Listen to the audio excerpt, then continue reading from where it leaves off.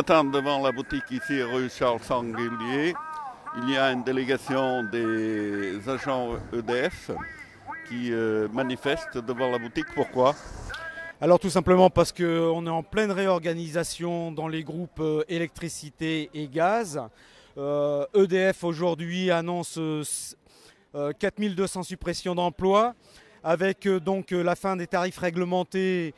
C'est le service public aux usagers qui risque d'être menacé et l'augmentation des tarifs de gaz et d'électricité. Pour le moment, la mobilisation du personnel de EDF n'est pas tout à fait celui que vous attendiez, non? En cette période scolaire, il est vrai qu'on a 50% grosso modo des effectifs qui sont en congé aujourd'hui. Ceci dit, la mobilisation est quand même d'ampleur. Elle est quand même par rapport au nombre de salariés aujourd'hui au travail et l'organisation du service public. On pourrait effectivement faire encore plus, mais je pense que les taux de grévistes doivent être largement bons aujourd'hui. Vous allez intervenir auprès des députés, du gouvernement pour qu'ils changent la donne. Alors, quelles sont vos propositions, notamment celles de la Fédération de l'énergie? Alors les propositions de la Fédération Mines-Énergie aujourd'hui, c'est de regrouper l'ensemble des entreprises qui ont été découpées depuis 10 ans en différents secteurs dans un pôle public de l'énergie contrôlé par les citoyens, les élus et donc aussi les représentants des salariés. Alors pour le moment, cela n'est pas dans la loi.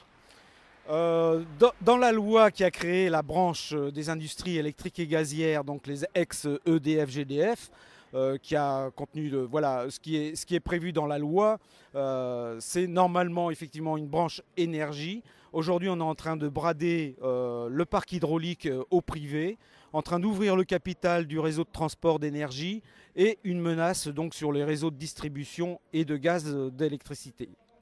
Donc la mobilisation du personnel par rapport aux problématiques de chômage éventuel et de licenciement de quelques milliers de personnes va continuer. Je pense qu'il va continuer. On voit une mobilisation qui bouge depuis le mois de novembre, les grosses, donc 4 novembre, 24 novembre, 9 décembre, 21 janvier qui a rassemblé 850 personnes dans les rues d'Orléans. Je pense qu'on va poursuivre l'action et que de plus en plus les organisations syndicales retrouvent la CGT pour se battre contre ces suppressions d'emplois. On a l'impression qu'il y a un bradage de tout ce qui est service public. Ça touche aussi bien l'EDF que la Poste. Vous pensez quoi? Oui, effectivement, aujourd'hui, les orientations qui sont prises sont soi-disant le marché libre et non faussé et donc la concurrence à tout crin. On voit les résultats pour EDF puisque le gaz a augmenté de plus de 80% en 10 ans depuis l'ouverture du capital et que l'électricité est à presque 30% aujourd'hui d'augmentation de tarifs et c'est pas terminé. Alors quand on parle de service public, c'est pas un leurre? Le service public, c'est quelque chose d'essentiel, je pense, pour les usagers, etc.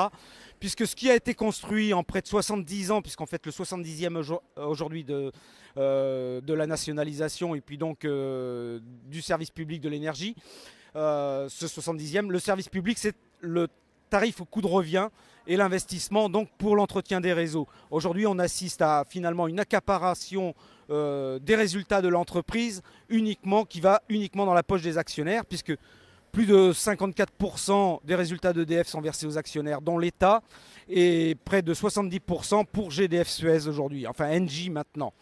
Comment inverser la situation?